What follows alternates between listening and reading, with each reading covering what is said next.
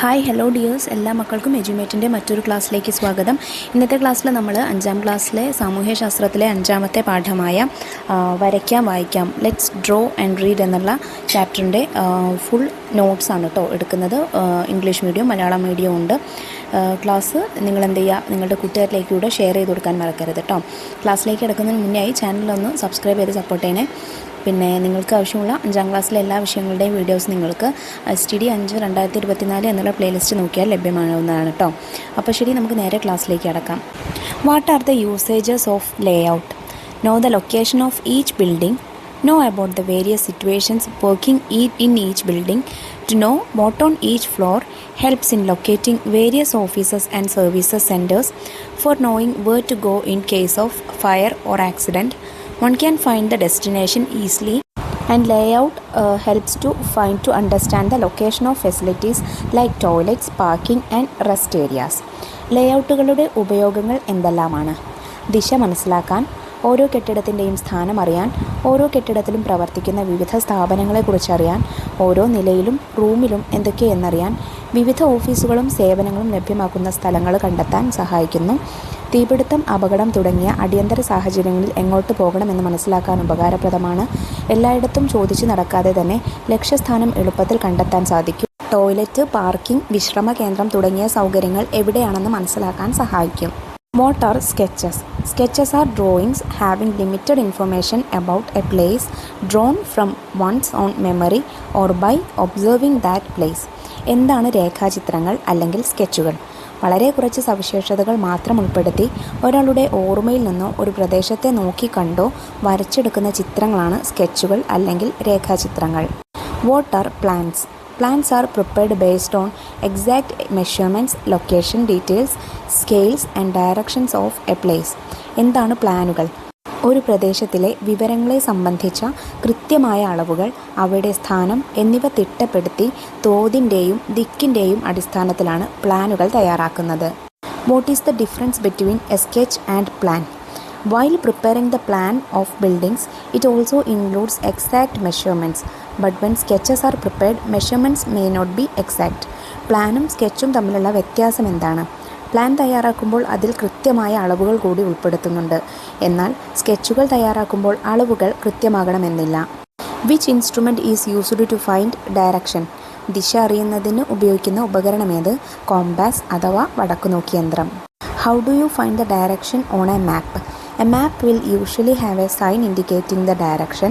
A sign indicating the north direction can be seen at the top of the wall maps. The bottom of the map points to the south. The right side of the map points to the west and the left side to the east. ഭൂപടത്തിലെ ദിശ എങ്ങനെ കണ്ടെത്താം? ഭൂപടത്തിൽ സാധാരണയായി ദിശ കാണിക്കുന്ന അടയാളം നൽകിയിരിക്കും. ചുമർ ഭൂപടങ്ങളുടെ മുകൾ ഭാഗത്ത് വടക്ക് ദിശയെ സൂചിപ്പിക്കുന്ന അടയാളം കാണാം.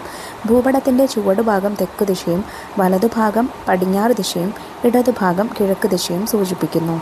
What is compass? A compass is the instrument used to find the direction. This instrument is based on the principle that a freely moving magnetic needle will remain in the north-south direction. A specially marked tip of the needle indicates north. This instrument has been used by sailors since ancient times to find direction on sea voyage. എന്താണ് വടക്കുനോക്കിയന്ത്രം? ദിശ അറിയുന്നതിന് ഉപയോഗിക്കുന്ന ഉപകരണമാണ് വടക്കുനോക്കിയന്ത്രം. സ്വതന്ത്രമായി ചലിക്കുന്ന കാന്തസൂചി തെക്ക് വടക്ക് ദിശയിൽ നിലകൊള്ളും എന്ന തത്വമാണ് ഈ ഉപകരണത്തിൻ്റെ അടിസ്ഥാനം. സൂചിയിൽ പ്രത്യേകമായി രേഖപ്പെടുത്തിയ അഗ്രം വടക്ക് ദിശയെ സൂചിപ്പിക്കുന്നു. സമുദ്രയാത്രയിൽ ദിശ അറിയുന്നതിന് നാവികർ പണ്ടുകാലം മുതൽ തന്നെ ഈ ഉപകരണം ഉപയോഗിച്ചിരുന്നു. What is the difference between globe and map? A globe is a spherical model of the earth. When the features of the earth's surface are drawn in a flat surface, it is called a map. ഗ്ലോബും ഭൂപടവും തമ്മിലുള്ള വ്യത്യാസം എന്ത്? ഗോളാകൃതിയിലുള്ള ഭൂമിയുടെ മാതൃകയാണ് globe. ഗോളാകൃതിയിലുള്ള ഭൂമിയുടെ ഉപരിതല സവിശേഷതകൾ ഒരു പരന്ന പ്രതലത്തിൽ വരച്ചു ചേർത്താൽ അത് ഭൂപടമായി മാറും. What is the equator? The equator is an imaginary line passing through the center of the earth. It divides earth into two hemispheres. The north part of the equator is known as the northern hemisphere and the south part is known as the southern hemisphere. എന്താണ് ഭൂമധ്യരേഖ? ഭൂമിയുടെ ഗ്ലോബിനെ 2 അർദ്ധഗോളങ്ങളായി വിഭജിക്കുന്ന രേഖയാണ് ഭൂമധ്യരേഖ. ഇത് ഗ്ലോബിൻ്റെ കൃത്യം മധ്യഭാഗത്തു കൂടെ കടന്നു പോകുന്നു. ഭൂമധ്യരേഖകളുടെ മുകൾ ഭാഗം ഉത്തരാർദ്ധഗോളവും താഴെ ഭാഗം ദക്ഷിണാർദ്ധഗോളവുമാണ്.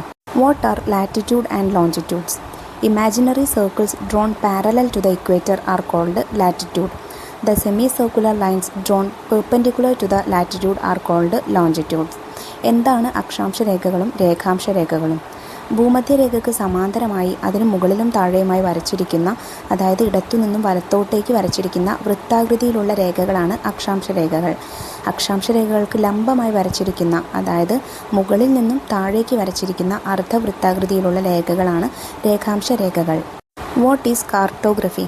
Cartography is the branch of science deals with the preparation of maps. The person who prepares map is known as cartographer. Cartography എന്നാൽ എന്ത്? ഭൂപടങ്ങൾ തയ്യാറാക്കുന്ന ശാസ്ത്രശാഖയാണ് ഭൂപടശാസ്ത്രം അഥവാ കാർട്ടോഗ്രഫി. ഭൂപടങ്ങൾ തയ്യാറാക്കുന്ന ആൾ കാർട്ടോഗ്രാഫർ എന്നും അറിയപ്പെടുന്നു. Explain the Survey of India. Survey of India is the central government agency responsible for producing, verifying and publishing maps in our country. Its headquarters is at Dehradun, Uttarakhand. Survey of India വിശദമാക്കുക. നമ്മുടെ രാജ്യത്ത് ഭൂപടങ്ങൾ നിർമ്മിക്കുന്നതിനും പരിശോധിക്കുന്നതിനും പ്രസിദ്ധീകരിക്കുന്നതിനും ചുമതലപ്പെട്ട കേന്ദ്ര സർക്കാർ ഏജൻസിയാണ് survey of India. ഉത്തരാഖണ്ഡിലെ ഡെറാഡൂൺ ആണ് ഇതിൻ്റെ ആസ്ഥാനം. Write down a brief note about any state of India. Himachal Pradesh. It is a state in the northern part of India, situated in the western Himalayas. It is one of the 13 mountain states and is characterized by an extreme landscape featuring several peaks and extensive river system. Himachal Pradesh is the northmost state of India and shares borders with the Union territories of Jammu and Kashmir and Ladakh to the north. ഏതെങ്കിലും ഒരു Indian സംസ്ഥാനത്തെ പറ്റി കുറിപ്പ് തയ്യാറാക്കുക. ഹിമാചൽ പ്രദേശ്. ഇന്ത്യയുടെ വടക്കൻ ഭാഗത്തുള്ള 18ാമത്തെ സംസ്ഥാനമാണ് ഹിമാചൽ പ്രദേശ്. പടിഞ്ഞാറൻ ഹിമാലയൻ താഴ്വരയിൽ വ്യാപിച്ചു കിടക്കുന്ന ഈ ചെറു സംസ്ഥാനം നിരവധി കൊടുമുടികൾ നിറഞ്ഞതും ഒട്ടേറെ നദികളുടെ ഉത്ഭവസ്ഥാനവും കൂടിയാണ്. വടക്ക് ഭാഗത്ത് കേന്ദ്രഭരണ പ്രദേശങ്ങളായ ജമ്മു ആൻഡ് കാശ്മീർ, ലഡാക്ക്, പടിഞ്ഞാറ് പഞ്ചാബ്, തെക്ക് പടിഞ്ഞാറ് ഹരിയാന, തെക്ക് ഉത്തരാഖണ്ഡ്, ഉത്തർപ്രദേശ് എന്നിവയുമായി ഹിമാചൽ പ്രദേശ് അതിർത്തി പങ്കിടുന്നു. കിഴക്കുഭാഗത്ത് ചൈനയുടെ നിയന്ത്രണത്തിലുള്ള ടിബറ്റ് സ്വയംഭരണ പ്രദേശവുമായി സംസ്ഥാനത്തിന് അതിർത്തിയിലുണ്ട്. ഷിംലയാണ് സംസ്ഥാന തലസ്ഥാനം. മനാലി, കുളോ, ഷിംല എന്നിവ ഹിമാചൽ പ്രദേശിലെ പ്രസിദ്ധമായ വിനോദസഞ്ചാര കേന്ദ്രങ്ങളാണ്. Through which oceans did Vasco da Gama makes his voyage and reach India from Europe? Atlantic Ocean, Indian Ocean, Pacific Ocean, Arctic Ocean and Antarctic Ocean. Vasco da Gama യൂറോപ്പിൽ നിന്ന് ഏതൊക്കെ സമുദ്രങ്ങളിലൂടെ സഞ്ചരിച്ചാണ് ഇന്ത്യയിലെത്തിയത്? അറ്റ്ലാന്റിക് സമുദ്രം, അന്റാർട്ടിക് സമുദ്രം, Indian മഹാസമുദ്രം.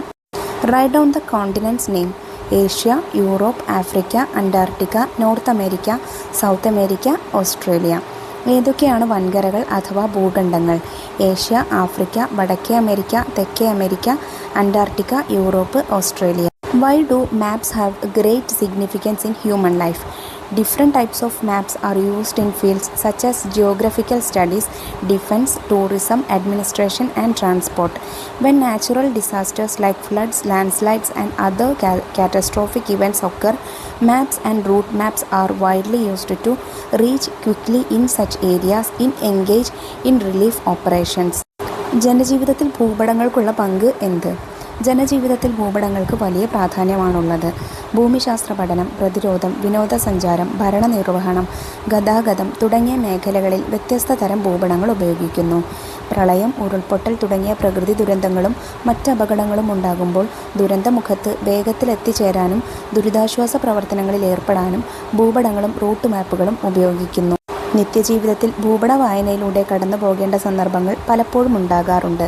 ആധുനിക ലോകത്ത് ജീവിതം കെട്ടിപ്പടുക്കുന്നതിന് ഭൂപട വായന അനിവാര്യമായ ഒരു ഘടകമായി മാറിയിരിക്കുന്നു. അപ്പോൾ ഇത്രയും കാര്യങ്ങളാണ് നിങ്ങൾക്ക് ഈ 5th ചാപ്റ്ററിൽ പഠിക്കാനുള്ള പ്രധാനപ്പെട്ട പോയിൻറ്റ്സ്. ക്വസ്റ്റ്യൻ ആൻസേഴ്സ് ആയിട്ടാണ് കേട്ടോ എഴുതി തന്നിട്ടുള്ളത്. 5ാം ക്ലാസ്സിലെ മറ്റു വിഷയങ്ങളുടെ വീഡിയോസ് നമ്മൾ വൈകാതെ അപ്ലോഡ് ചെയ്യാം. ആ വീഡിയോസ് കിട്ടുന്നതിന് വേണ്ടി ചാനൽ ഒന്ന് സബ്സ്ക്രൈബ് ചെയ്ത് തൊട്ടടുത്ത് കാണുന്ന ബെല്ലൈക്കണിൽ ഓൾ ബട്ടൺ പ്രസ് ചെയ്ത് വയ്ക്കാൻ മറക്കരുത് കേട്ടോ. നിങ്ങൾക്ക് ഇന്നത്തെ വീഡിയോ യൂസ്ഫുൾ ആയിട്ടുണ്ടെങ്കിൽ നിങ്ങളുടെ കൂട്ടുകാരിലേക്ക് ഷെയർ ചെയ്ത് കൊടുക്കണേ. അതുപോലെ ക്ലാസ്സിനെ കുറിച്ചുള്ള അഭിപ്രായങ്ങളും നിർദ്ദേശങ്ങളും കമൻറ്റ് ബോക്സിലൂടെ അറിയിക്കുകയും വേണം. അപ്പോൾ ശരി, അടുത്ത ക്ലാസ്സുമായി നമുക്ക് വീണ്ടും കാണാം. താങ്ക്